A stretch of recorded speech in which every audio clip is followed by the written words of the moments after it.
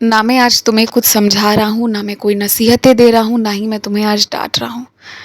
आज मैं तुमसे ये कह रहा हूँ कि अपने दिन को जैसे शुरू करना चाहते हो और तुम जैसे जीना चाहते हो, आज और आज से तुम वैसे ही जियो।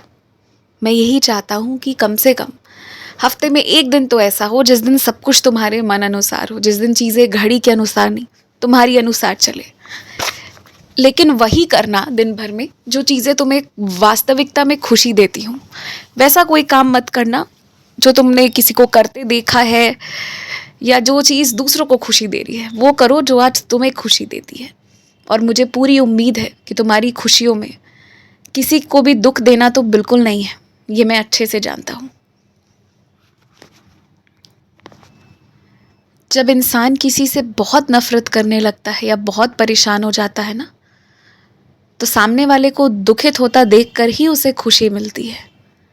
और इसीलिए मैं तुम्हें किसी भी नफरत या दुख के उस फिर से चक्र से दूर रखना चाहता हूँ जिसमें तुम पहले एक बार फंस चुके हो। दूसरों के करने के वजह से अपने मन को खराब कर लेना, ये बहुत बड़ी तकलीफ़ है। क्योंकि दूसरे को दुख में देखकर जिसे आराम मिलना शुरू हो, मतलब उसे कितना सताया गया है, कितनी तकलीफ़ें दी गई है। लेकिन इसमें इंसान जब तक उस चीज़ को मन से छोड़ नहीं पा रहा है, वो खुद भी परेशान हो रहा है, इंतज़ार करता है कब सामने वाले का नुकसान हो जिससे मेरे कलेजे को ठंडक पहुँचे। तो ये श्रृंखला को आज नहीं तो कल तोड़ना ही था, इसीलिए मैंने तुम्हें सभी लोगों से अलग कर दिया है। लेकिन आज भी मैं तुमसे एक बहुत बड़ी बात कहता हूँ, जिस दिन तुम्हें ज़रूरत होगी ना, सभी लोग तुम्हारे हित में आकर खड़े हो जाएंगे। तुम्हें क्या लगता है, तुम्हारे हित में जो लोग बोल जाते हैं वो अपनी मर्जी से बोल जाते हैं? उन्हें सच में वैसा लगता है? उन्हें क्या सच में तुम्हारे दर्द का एहसास है? किसी को कोई फ़र्क नहीं पड़ता कि किसके साथ क्या हो रहा है। सब अपना अपना मतलब निकाल रहे होते हैं। वो तो बात बस इतनी सी होती है ना कि जब मैं किसी के भीतर प्रवेश कर जाता हूँ और फिर मैं जो बोलवाता हूँ ना, उस इंसान को वो बोलना पड़ता है और सभी को अपना मन बदलना पड़ता है। पता है तुम्हें, कभी कभी लोगों को खुद समझ नहीं आता कि क्यों वो तुम्हारे हित में बोल गए, जबकि उन्हें तुम्हारा हित तो करना ही नहीं था, तुम्हारी भलाई करनी ही नहीं थी, तुम्हारे पक्ष में खड़ा होना ही नहीं था। उन्हें खुद नहीं समझ आता कि वो ऐसा फैसला क्यों ले लेते हैं, और इसीलिए कहीं ना कहीं तुमसे डरते हैं। उन्हें लगता है कि तुम्हारे साथ कोई दैवीय शक्ति है जो ये सब चीज़ें उनसे करवाती है, जो कि बात सही भी है। मैं हूँ ना जो सबका मन बदल देता है। कोई चाहकर भी वो नहीं कर पाता जो वो करना चाहता है, करता सब वही है जो मैं चाहता हूँ और जो तुम्हारे हित में होता है। पर हाँ, मैं तुमसे यही कहना चाहता हूँ कि कभी भी भक्ति का घमंड मत करना, नहीं तो वो चीज़ तुम्हारे बहुत नुकसान में चली जाएगी।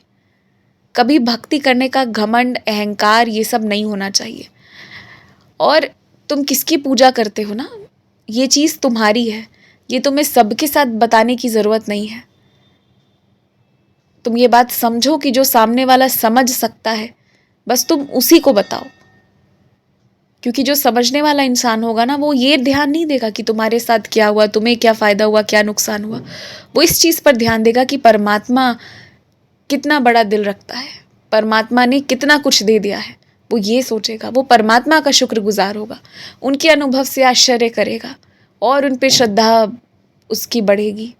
वो कभी इस चीज़ की ईर्ष्या नहीं करेगा कि तुम्हें क्यों मिला, या तुम्हारी भक्ति पर वो कुछ नहीं टिप्पणी करने जाएगा। इसीलिए मैं कहता हूँ कि अपनी पूजा पाठ की चीज़ें गुप्त रखो और उन्हीं लोगों से बताओ जो समझ सकते हैं, समझने के योग्य हैं। बाकियों को छोड़ दो, मत समझाने जाओ, मत बताने जाओ, क्योंकि समझ नहीं आएगी सबको सारी बात। उल्टा सबको लगेगा कि पता नहीं तुम क्या कर रहे हो जिसकी वजह से सब कुछ तुम्हारे मन अनुसार हो जा रहा है, और क्यों परेशान होना किसी के भी वजह से।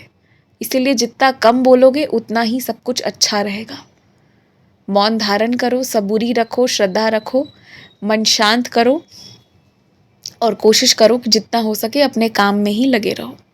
आयुष्मान भवा।